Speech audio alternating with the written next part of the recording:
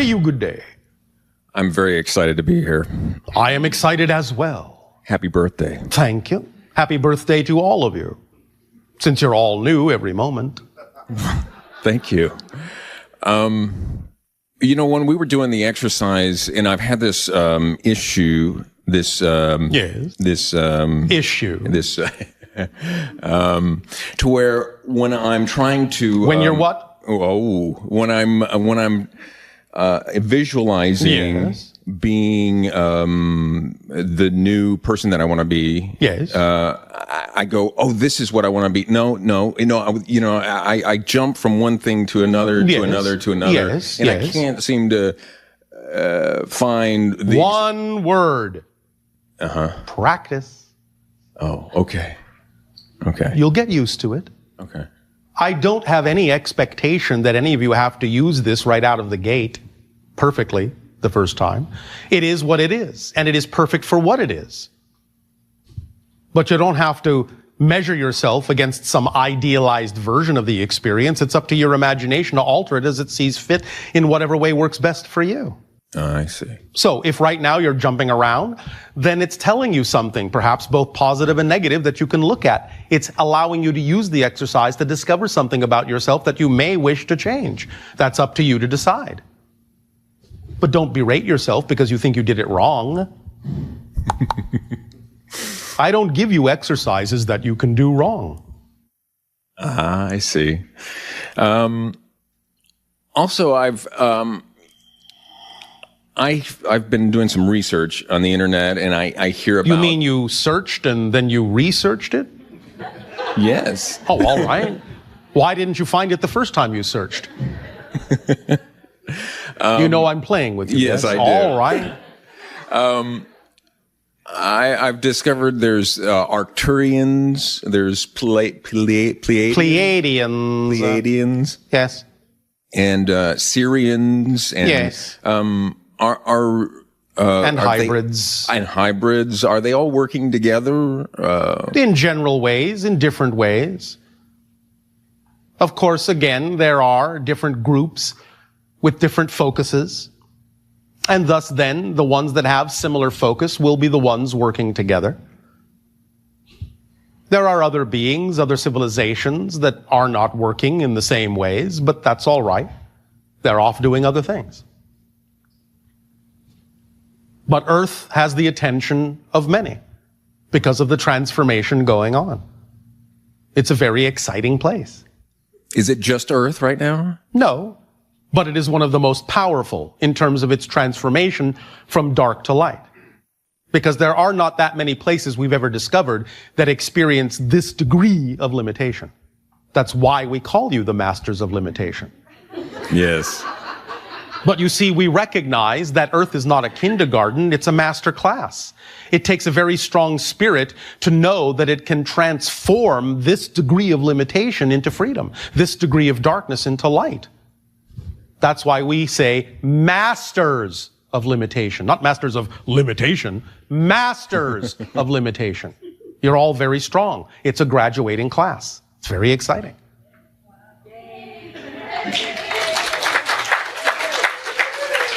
I've also heard that the 11-11-11 was is a time for portals. That's why we said gateway. Gateway, portals, vortices, all are amping up and magnifying with the vibration of the idea of crossing the threshold. So are there places around Earth that are those portals are opening up or gateways are opening up? Yes. Many of you are already familiar with many of the vortices and chakra points on your planet. Now, of course, it is wherever you are as well, but yes, your planet is, shall we say, structured in a crystalline fashion and thus then does exemplify certain gateways and portals and vortices at certain points on your planet, certain locations that in some sense are more conducive to connecting to a multitude of dimensional experiences and amping up the energy for the purpose of disseminating that energy across the grid of your world, yes. And that's happening just today? It has been happening. It is amplifying today. It is reaching what you would call a nodal point, an exponential amplification today that will accelerate and shoot you toward the threshold crossing, as you say, in your year of 2012. So this is a time of catching a bigger wave, so to speak. Yes? Wonderful. The tide is rising. Catch a bigger wave. Thank you, Bashar. Thank you.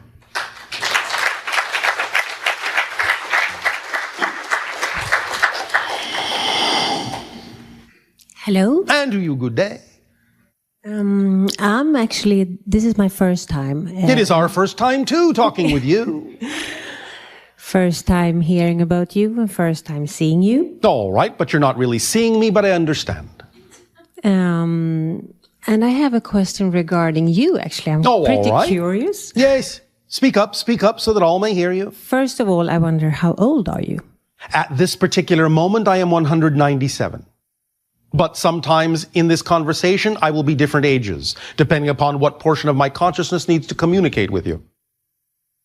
In essence, I am, in my own time frame, over 250. Okay. Right now, the 197-year-old is the one that needs to speak to you. Why are you younger when you're talking to me? Because the idea of the things you wish to discuss, shall we say, are more germane to the vibration of that particular version of me. How do you know? I don't know. It just automatically regulates itself. Okay. Then I have another question, maybe that will be a little bit attached to this question. How old you are? I have to just think how I'm going to formulate myself. No, all right. Probably best to use English. Yes, you can hear that I'm not from here. Yes. Yes.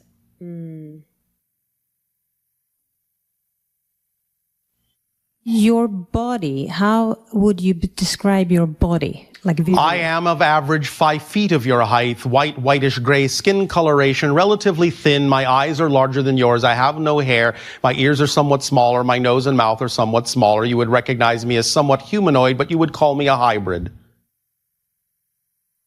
And how would you say that your people are? Are your people kind of kind people, only kind, or do you have like different characters? We have different characters, but in our evolution, we have arrived at a place where our planet is one of peace. Completely peace. Completely. We have no illness, no disease, no hatred. None of those ideas now remain within our matrix. And how is your nature there? You mean literally our physical nature on the planet? Yes. The entire planet is mostly park-like. We have no built-up cities on our world. Our spaceships are our cities. The planet in that sense is relatively temperate, averaging about 72 degrees, give or take a few degrees up or down. You will find that our orbit in that sense allows us to have an inclination that allows the world to remain relatively park-like year-round. We have no real seasons. Okay, you mean park-like in terms of trees? Trees, grasses, very natural. There are animals of a variety of types. There are some structures on the planet, but they are very simple and very few. We simply allow the planet to remain in its natural state. And then I have another question. I have to think again. Are you able to see the future for us beings? There is no such thing as a prediction of the future. There is only a sensing of the energy that exists at the time the prediction is made, because there are an infinite number of probable futures.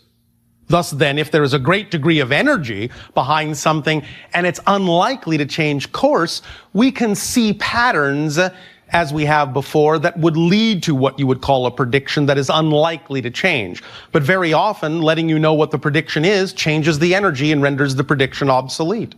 It's like mathematics. It is. It's simply an issue of probabilities. Not very few things are fixed. However, are you happy? All the time, always. That was it. Thank you. Thank you.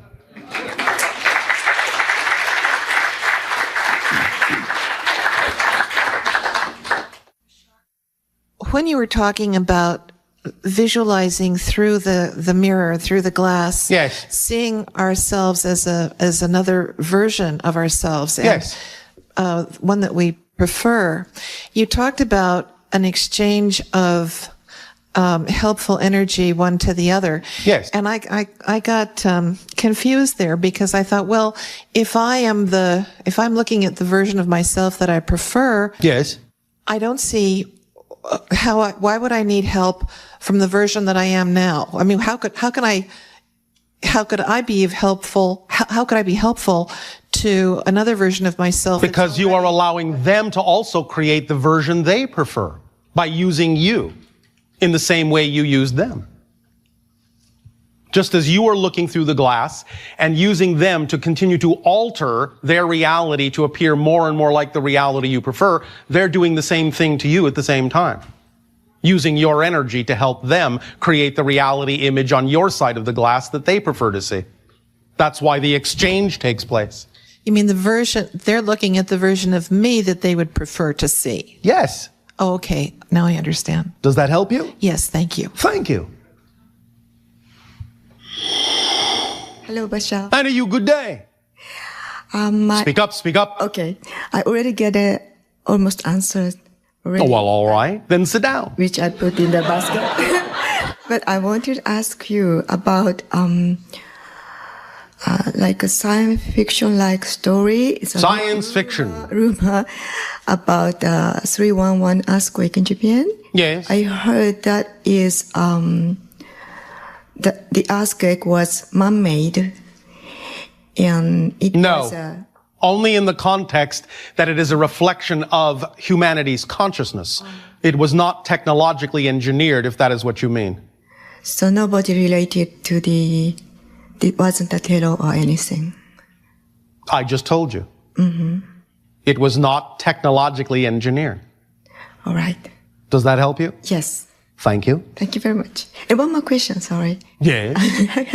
How people can deal with the death of the people, the loved one. I lost my mother 2 years ago. All right. It's pretty hard to deal with it. So, how people in your planet think about death? We simply see it as walking from one room to another, as a different state of being. We are always in communication with those of our species who have died. They are always in communication with us because that is how our consciousness functions. And we understand that it is only a difference of degree, a difference of state of being. Many of you are beginning to realize that as well and not seeing such a difference between the idea of physical and non-physical reality. And so the veil in that sense that you've created is becoming thinner, thinner, thinner, thinner, and thinner. So more of you are beginning to explore the idea of the possibility of talking with those who have crossed over to the spirit realm. Again, look at the reflections in your reality. The reflections in your reality are constantly reflecting the idea of what's going on and the changes in your consciousness. Why do you think you have so many television programs and films that deal with the idea now of exploring ghosts and talking to ghosts? It's because you know you can. It's because you know they still exist. It's because you know life continues on. In a sense,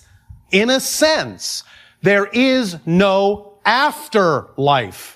There's just life. It changes states, but there's just life. And if you exist, you always will, because it's the only quality you have. It's a fundamental quality. That's why it's the first law of creation. You exist. You can't do anything about it. You can change how you exist, but you cannot change the fact that you do exist. So you just celebrate your changing, the person's changing. The person is just shifting, just changing into a different state of consciousness. The idea, again, we will explain a little bit more clearly tomorrow, mechanically, how this actually works. So no sadness. Well, you don't have to. If you experience sadness because you feel you are missing someone, it's all well and good. In that sense, we're not telling you not to grieve if you feel the need to do so. But the idea is that you can also understand that they don't necessarily want you to grieve. They want you to celebrate that they have woken up into a new level of reality and in a sense are more of who they truly are. And many of them attempt to get you to know that you don't have to feel that they're not with you. They don't have to grieve. But many times, physical reality being so very dense, it's difficult for you to perceive that they're attempting to let you know that they're fine, they're happy, they're all right, and that you can celebrate the idea of a transition with them, and that they haven't left you at all. Okay. You understand? Yes. Does that help you? Yes. Thank you very much. Thank you.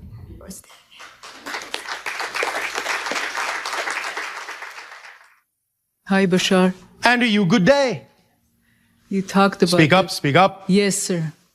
Oh, sir. You just talked about this, but when we die, where we go? The spirit realm is its own dimension of reality. It's a higher frequency vibrational reality that's parallel to the physical world. And in that spirit reality, there isn't the same experience of time and space. In the same way that you experience movement through space, and not so much the idea of movement through time, on the higher spirit levels, that being experiences more movement through time and less through space. In other words, they can see more of all that is in that reality, and they don't have to travel to see it, because they know it all happens right here, right now. And there isn't such an idea so much as what you call a time lag between imagining something and experiencing it as a manifestation on that level. Does that make sense? I know we can use some techniques for out-of-body experience. Yes. And in that and in dreams, sometimes many of you visit the spirit realm and interact with those who exist in that reality. I would like to choose a technique, but I don't know which one will help. Whichever one works best for your imagination, whichever one you are most attracted to is the one that will work best for you at any given moment. Or you can make up your own technique. You understand? Yes. Choose the one that you are most attracted to. It's as simple as that. Okay. Does that help you? Yes. I have another question. Speak up. I have a relative that she's 22 years old. All right. 22 orbits. She has eating disorder. Yes. Bulimic. Yes. How can I help her? We would have to talk with this individual directly. Okay. You understand?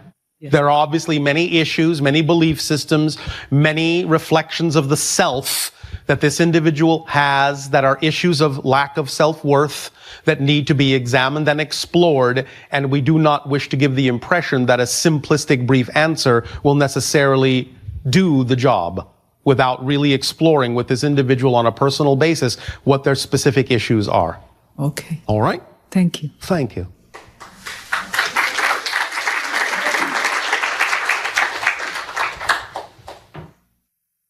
Happy birthday, Bashar. And thank you and good day. Yeah, I have a question regarding one of your teachings. Yes. It's where you act on your highest excitement, what excites you moment to moment, until you can't act anymore on it. Without expectation. Okay.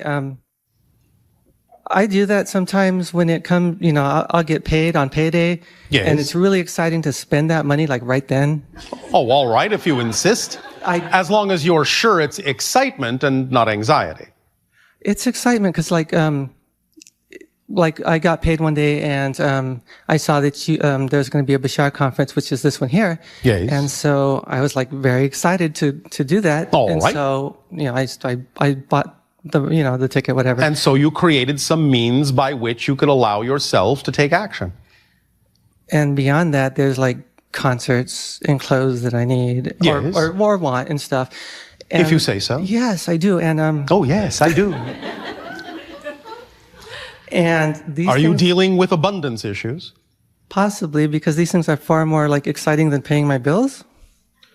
Now, why is it not exciting to be capable of paying your bills? I'm capable of it, but Why is that not exciting? exciting to pay my bills? Yes, why not? Why isn't that exciting? Doesn't that mean that you're generating abundance in whatever form you need to be able to exchange equal service for service? Yes. So why isn't that exciting? I understand the need for it, but the excitement for it, there are other things. So you are devaluing the excitement in that? Maybe. Maybe. I just don't feel the excitement there. All right. Then maybe that's the issue. Okay. You are labeling these things as not being part of your excitement. Yeah. Now, I'm not saying that everything in the world has to be recognized as exactly the same level of vibration of what excites you the most. Nevertheless, the idea is that when you act on your highest excitement to the best of your ability with that expectation, you will attract whatever forms of abundance will allow you to experience and express any other form or expression of your excitement or any other form of expression of thing that is required in your reality to allow you the ability to act on your excitement. And therefore it becomes a part of your excitement because it gives you the ability to act on your excitement. Do you understand? There's no separation here. The process is the thing. Okay, so it's all one picture. Would you call this abundance issues then? What is abundance to you? What is your definition of abundance? Is it the same as ours? Having the resources to do what I need to do when I need to do it? Yes. The ability to do what you need to do when you need to do it, no matter in what form that comes. That's abundance. Okay. So, if you are willing to allow all expressions to be part of your excitement and not devalue those things that give you the ability to act on your excitement for as long as your belief system believes that it needs those abilities, then you will function as a whole picture, as a whole being. But anytime you start compartmentalizing and segregating and detail orienting and separating these things out as if they have nothing at all to do with your ability to attract what you need, then you may be devaluing certain things that actually are representative of parts of your excitement and your abundance because you're assuming that somehow they shouldn't be. Okay, so I need to look at these other things and see, and yes. just reevaluate? Yes, it's one thing to recognize what is truly not representative of your excitement. It's another to devalue something that actually is part of your excitement. You have to have the ability to discern the difference. And if you really feel that the way you're going about doing these things that give you the ability to act on your excitement is not the way you wish to do it, then you can use the definition of abundance to attract other things that give you the ability. I like that part. So you could attract a situation where you don't necessarily have to pay bills. Okay. You see? I'll concentrate on that. Well, you don't have to concentrate on it. All you have to know is that if you're opening all the doors through which abundance can come in all the forms it can come, it will come to you in whatever way actually serves you best. And if it doesn't come that way, then maybe it's telling you you have a belief or you have a limitation on your beliefs that don't, in that sense, allow it to work that way. And therefore, it's giving you an opportunity to look at something that you can change. So I need to look at my belief systems. Yes. Right. It's always very important to also honor the beliefs that are there and not discount or devalue them, because it doesn't make sense to jump off a cliff if you don't actually believe you have a parachute. You understand? I do. So first honor the system that's there, but know that you can change it if you truly believe you can. But if you find yourself not being able to, then you obviously have a belief that for some reason you shouldn't. Or you may actually have a theme of exploration that says, I actually don't want to change these beliefs. And thus, then it can give you an opportunity to label them in a different way that allows them to be part of your excitement instead of continuing to assume that they're not.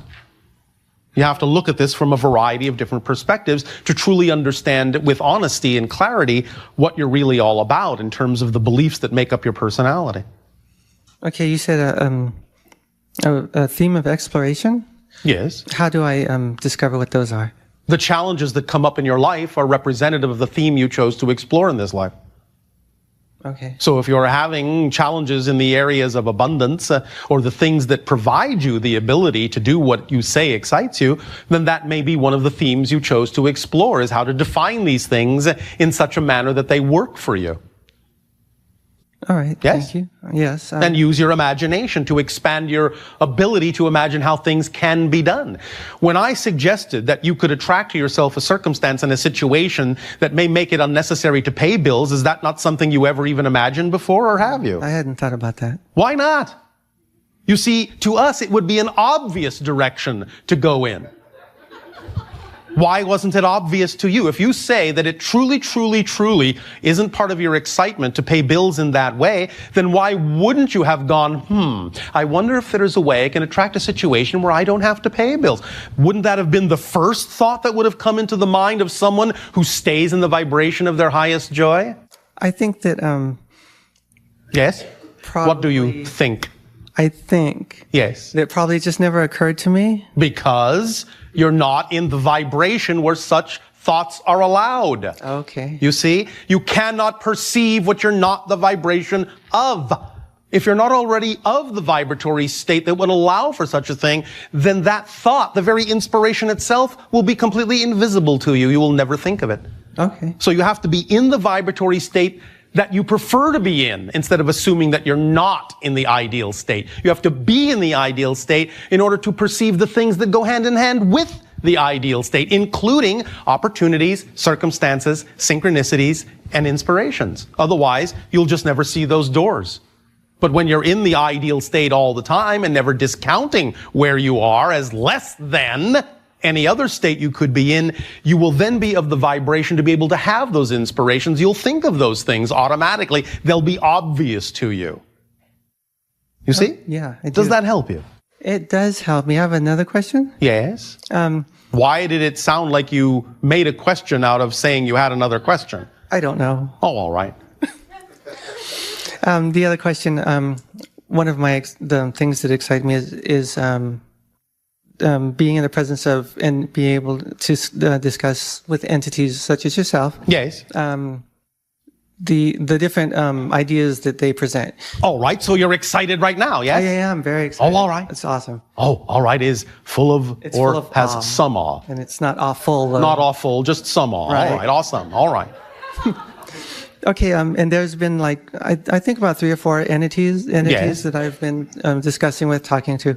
All right. You understand that we're excited to be communicating with you as well, yes? I hope so. You what? I hope so. You what? Yes, I understand. Thank you. You see how you discounted yourself? I did. I Thank discount a lot you. of things, I think. Yeah. You might overthink things. Probably so. Yes. I've been told that too. Well, gee, what a surprise. Well, yeah. Okay, my question is this. Yes. With the teaching of each entity, Yes. there are many, many similarities, but there are also some differences. And I'm Yes. wondering why there are differences. There are differences because there are different belief systems on your planet that need to hear things in different ways. Use what works for you. Discard what does not.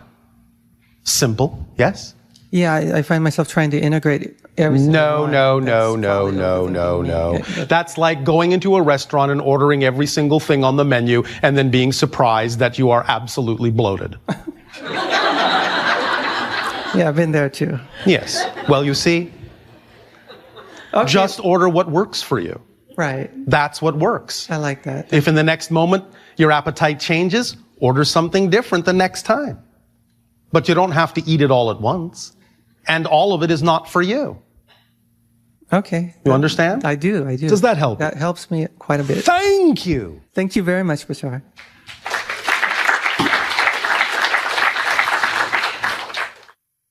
Greetings, Bashar. And to you, good day. So we really enjoy all that you give to us. How could we compensate you? You always do. These are compensation. These communications are reciprocal. It's enough. Yes, absolutely.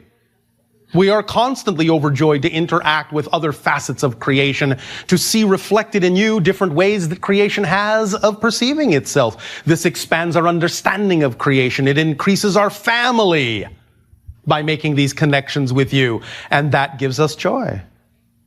Speaking of family, Yes. I've heard you talk about our planet being like the mental part, yours being like the heart, and Sirius being like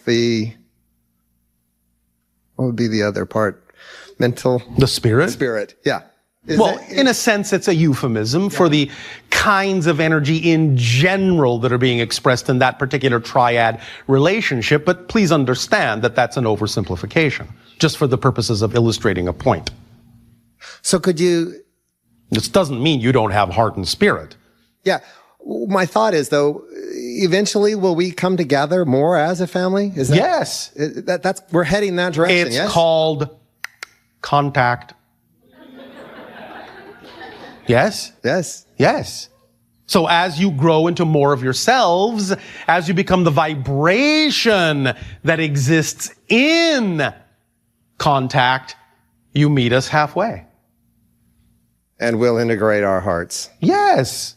If that is your intention. Is it not? It is. There you go. Is there anything that can stand in the way of that then? No. Except? Us. Thank you. See how simple it is? Simple. Is it too simple? No, I like that. I like it all simple. right. Just want to make sure you don't want me to complicate it for you, because I know how many humans love to complicate things. And I don't want to take that excitement away from you. No. No, all right. Simple is exciting. All right. Thank you. Thank you.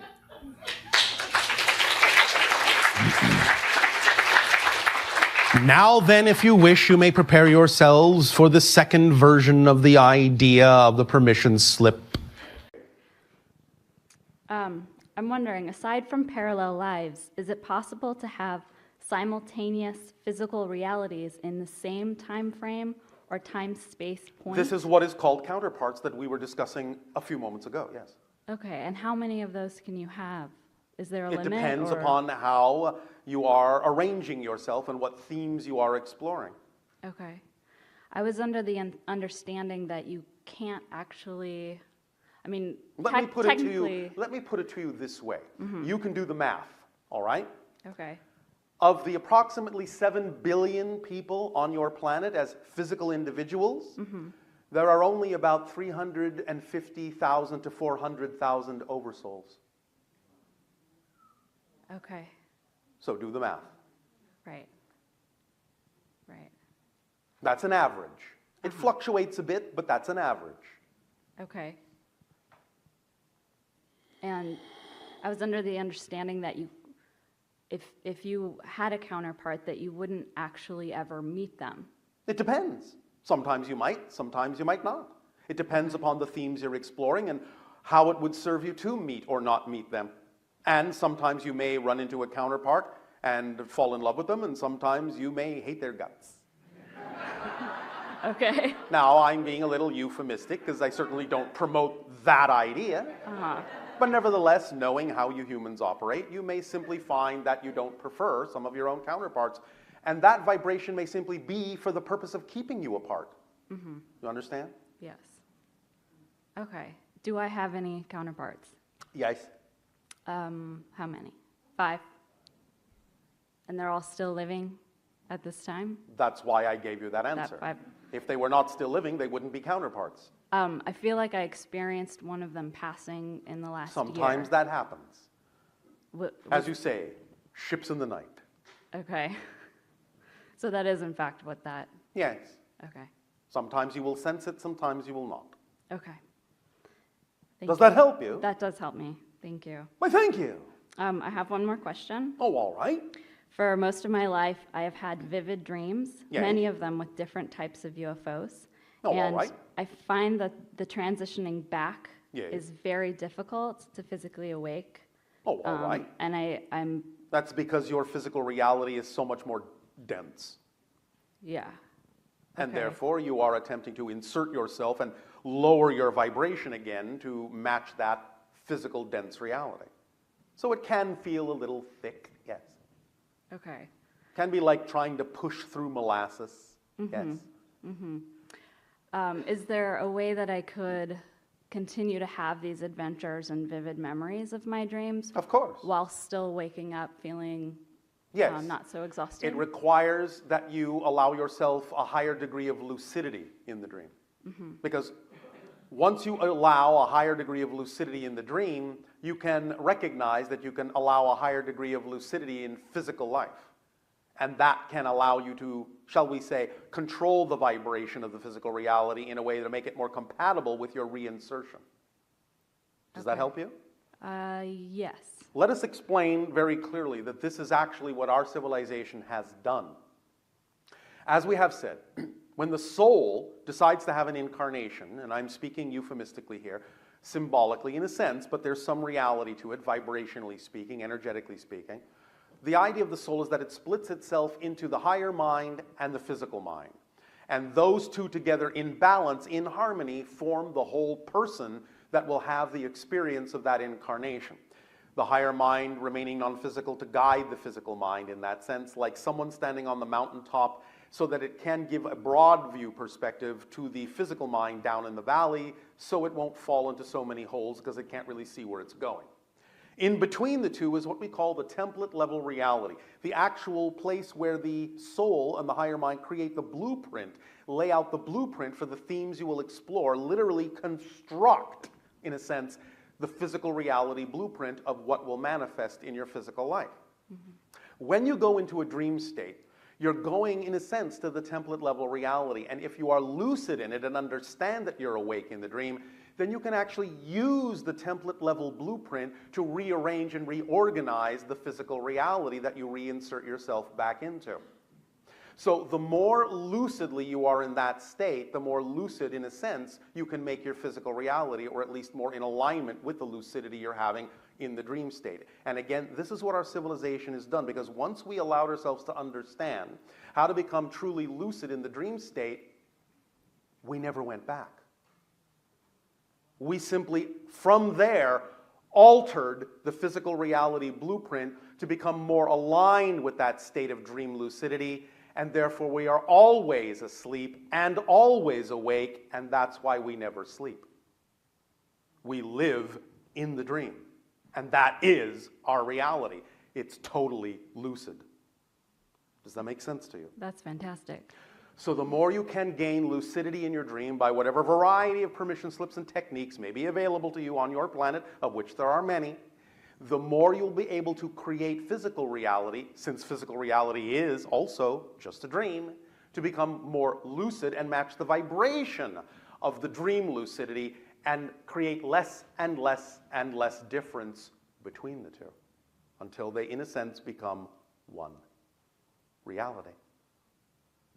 Does that help you? That does help me. Pleasant dream. Thank you. And I have another question about the amount of UFOs that actually are in my dreams. Yes. Could you explain what's going on there? Please understand that there are many comings and goings and many different dimensions in which different beings are traveling in a variety of ways. Most of this is simply invisible to you, but when you expand your senses, suddenly you realize that there's all this activity going on all the time. You suddenly realize that you have, for most of your life, actually been living under an airport. It's just that you haven't been able to see the planes. Mm-hmm. Now, as you expand your senses, you suddenly realize all the traffic that actually exists in the area that you're in. Mm-hmm. Understand? Yes.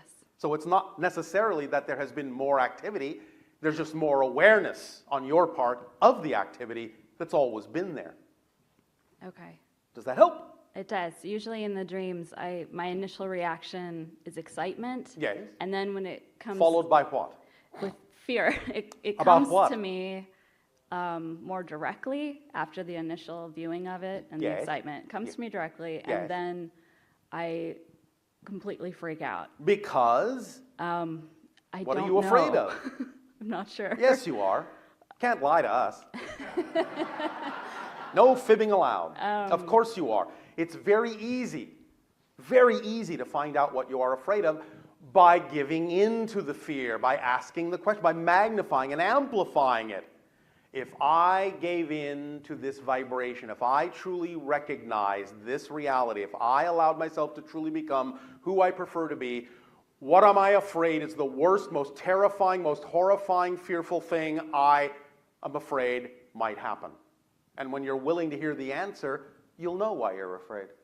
Okay. But the idea is that whenever you find out what that fear is, it's not something that will ever be actually empirically true about you. It will only reveal a belief you have about yourself that can be changed. Because there is nothing to fear. The only thing, I guarantee you, the only thing you will ever discover in the unknown is more of you. Because you fill everything in your reality. Mm-hmm. It's just that there are parts of yourself you don't know yet, you haven't met yet. But you will discover them, and there's no need to fear them. Does that help? Yes. All right. Am I a hybrid? All of you are hybridized to one degree or another. That's what a human is. Remember, because there was an early, naturally evolved hominid on your planet that was genetically altered by extraterrestrial races to become Homo sapien, you're all hybridized. The branches of the original hominid that were not hybridized continue to evolve. You now know them today as Sasquatch. If you had never been hybridized, you would all be Sasquatch. That was the natural evolutionary form on Earth. And it continued to evolve right alongside of you. However, they evolved so closely with nature, so intuitively with nature, so in connection with nature, they can actually go from one dimension to another like walking through a door, and that's why they're hard to find. Mm-hmm. But that's the natural denizen, that's the original inhabitant of Earth. You, in a sense, are an alteration. You're a hybridization of that. Okay. Does that make sense? Yes. I feel like the fear that comes over me in the dream is the connection that I have directly with these UFOs and these. But why would that be something to fear? Well, because I would have to face it and accept it and. And why would that be it. difficult? I think it's. I have a great connection. Yes. And I love it. And I love listening to it. Why don't you love being it or having it? I don't know. Yes, you do. You'll find out that you know when you are willing to ask the question. What am I afraid will happen if I acknowledge the connection? I'm afraid of being seen that way. By whom? Others, the world. I don't know. Who cares? Well, right. Who cares? I agree. The ones that would see and understand it will understand it. Mm-hmm. The ones that would see and not understand it will never understand it. So what do you care? Yes? Why are you measuring yourself against others? You have absolutely no business comparing yourself to anyone else because you are absolutely unlike anyone else. All of you are. You actually have not only no business comparing yourself to anyone else, you actually have no capability of comparing yourself to anyone else because you're all unique. Yes. I understand you have some degree of similarity, but that's it. You're never going to be exactly like anyone else. So there is absolutely nothing anyone else could say that is in any way, shape, or form relevant to you except what you believe is relevant to you. And the only reason you would be afraid of what others think is because you know that all they're doing is reflecting what you already think of yourself. Mm. So if you don't prefer the things you think of yourself, change that. And when you change what you think of yourself, you will not give a whit what other people think of you.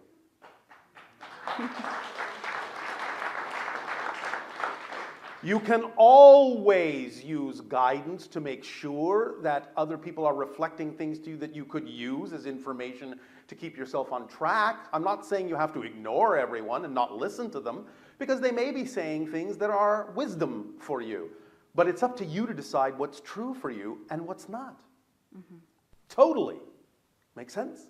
Absolutely. So again, no matter what anyone says, when you allow yourself to be who you are, thank them for offering you a different perspective. It's just not a perspective that you feel like agreeing with today.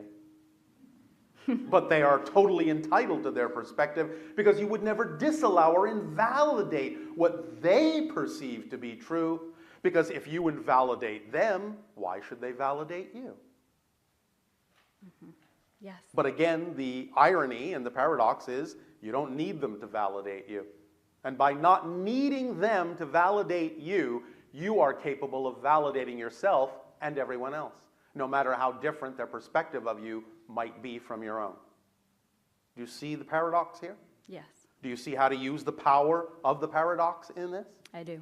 Does this help you? Very much so. Why, thank you. Thank you.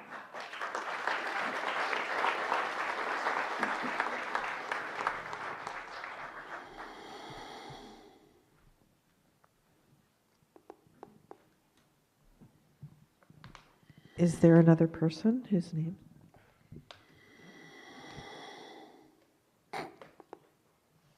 Hi, Bashar. And you good day. I'd like to ask, we're all trying to figure out You are all what? We're all trying to You figure are all what? We are selectively deaf to certain words. Trying is one of them. We are working You're either on, doing something or you're not. we are working on Yes. figuring out what our reality is. You are figuring out what your reality is and in your own way. You're not working on it. You're not trying to work on it. You're figuring it out in your own way.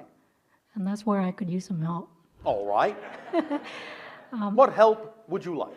Well, I understand the concept of parallel reality. Are you sure? It's kind of a new concept for me. All right, and you understand it just like that. Congratulations. But I could use some additional help. In what way? I just stumbled into some information on the history of the human race. Yes. The starting from the beginning, Yes. how Earth was formed and what it was originally intended for. And I'm trying to discern, is that real reality or is that my reality? All realities are real. The question is not, are the realities real? Anything you can imagine is somehow, in some way, shape, or form, a real experience because you can't imagine non-existence. It's not possible. So anything you can imagine has some relevance and some reality somewhere. The question isn't, is it real? The question is it relevant for you? And you are the one to decide whether it is or not. Because if you shift, as you do, all of you, billions of times per second from parallel reality to parallel reality to parallel reality, you are shifting from one version of Earth to another, to another, to another, to another, to another, to another, to another, constantly in order to create the side effect you call space and time. So at any moment, you're actually on a different Earth with a different history. You decide by your vibration which version of Earth you will experience. So if one version doesn't seem to have a lot of relevance to you, one history doesn't seem to be relevant to you, then allow yourself to know that another version probably is more relevant to you. It's not that they're not all true, it's just that you are allowing yourself to experience whichever one is relevant for the themes you chose to explore. But all of them are true. Does that help? Or did that just confuse you even more? Well, I could probably use some clarification. The information I have is that this is regarding the Anunnakis. Yes. And I mean, I don't choose to have that reality, but I'm experiencing. Well, obviously, in some senses you do, or you wouldn't be where you are. Okay, got it. I'll figure that part out. But you can choose your relationship to that idea in a way that only benefits you in positive ways, yes? Yes. So, then if you know that you can always choose a version that benefits you in positive ways, why worry about what other versions there may be if they have nothing to do with you? I actually don't think there's any other version because I've only stumbled into one version. There is no just one version. There are an infinite number of versions of everything you can imagine. You will gravitate to the one that is most in alignment with your particular chosen vibration based on your belief systems. Simple as that. That doesn't mean the other ones don't exist. Okay. But you only experience the one at any given moment that's relevant for you, and that's why it seems like there's only one. Remember, every belief system is structured to make it seem as if no other belief is possible. If that were not true, you wouldn't be able to have an experience in physical reality. Yes? Okay. Makes sense? Yes, it does. All right. So I have a lot of sorting out to do. Well, all right. That sounds like fun. I hope it will become is. clearer as you understand the concept. Okay. I have a question regarding dreams. Yes. I don't have dreams. Yes, you do. I don't remember them. All right. Are they really necessary to remember? No. Okay. Great. They are only necessary to have. Why is that?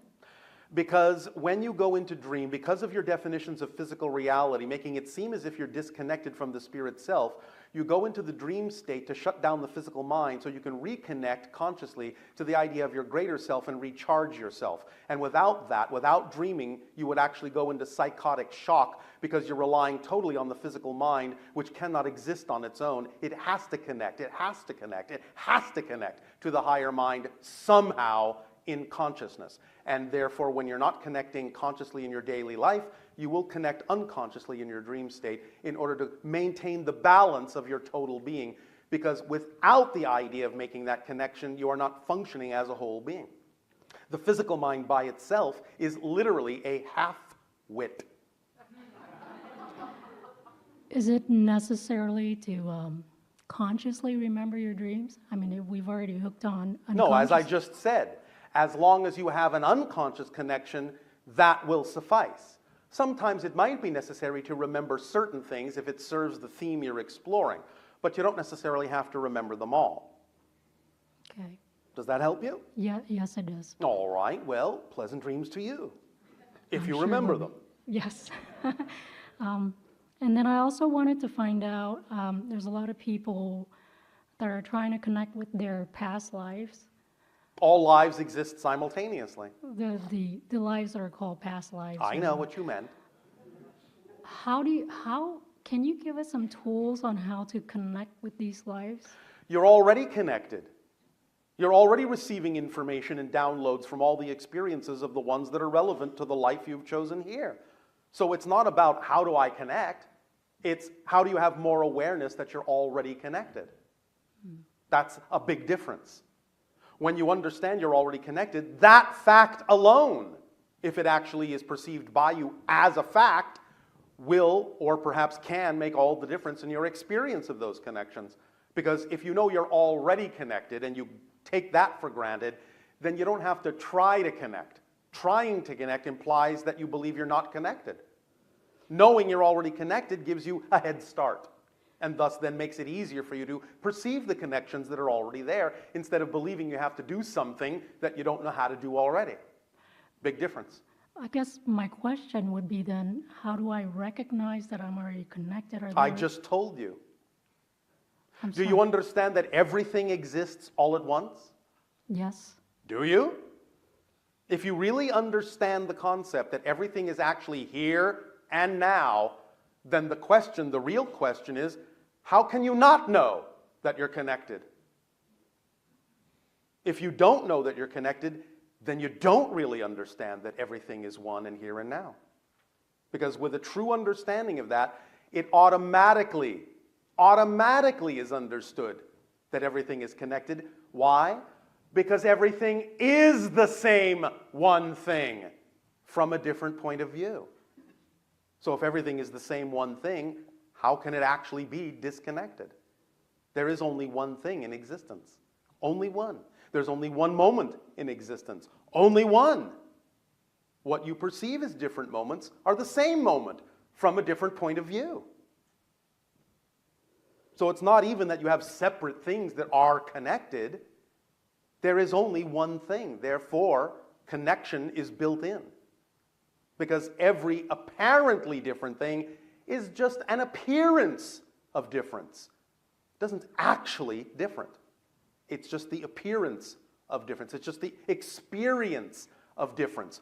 But mechanically speaking, there is only one thing. That's it.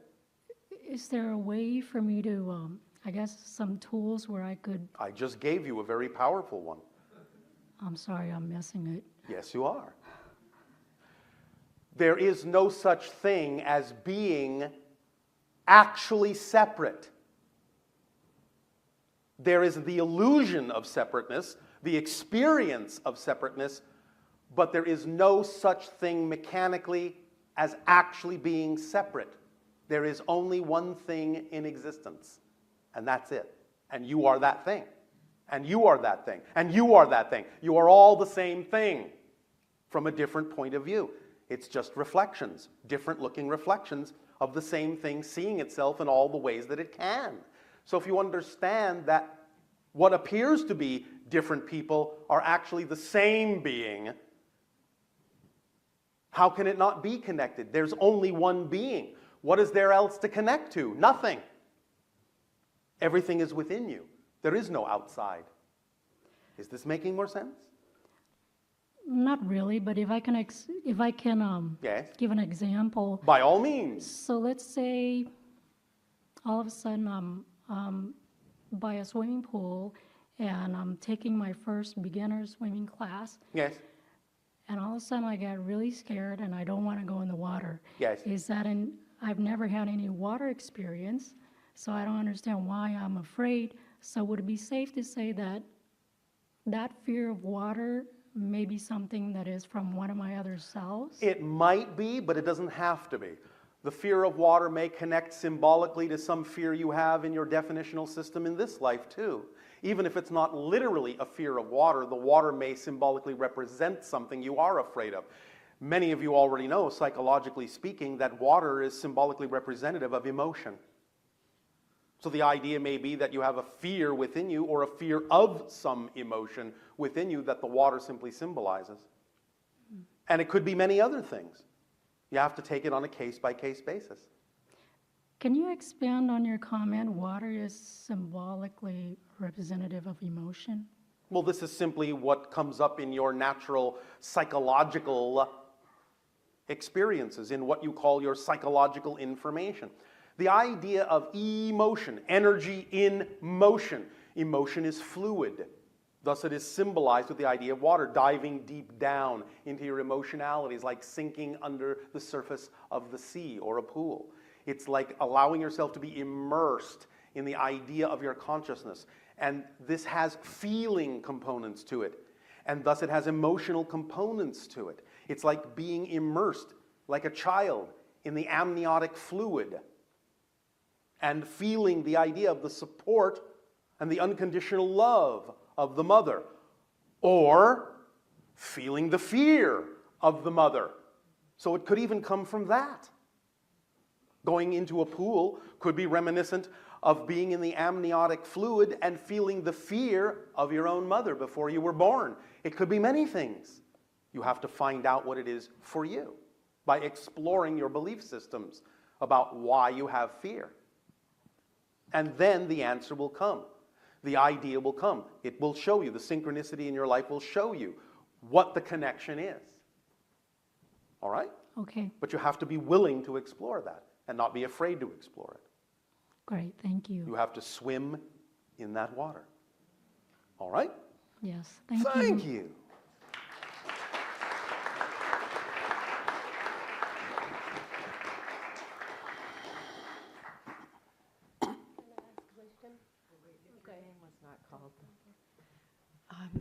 It's about 12:26. If we want, we can have another 10 or 15 minutes if you want to continue, or if you'd rather break for lunch, Tadeo. It is our perception that the majority of individuals in your chamber require sustenance.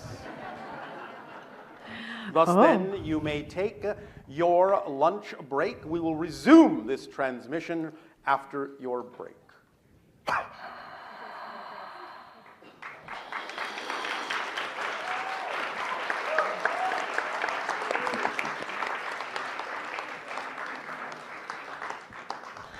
How's it going? Very good. Thank you, Darryl.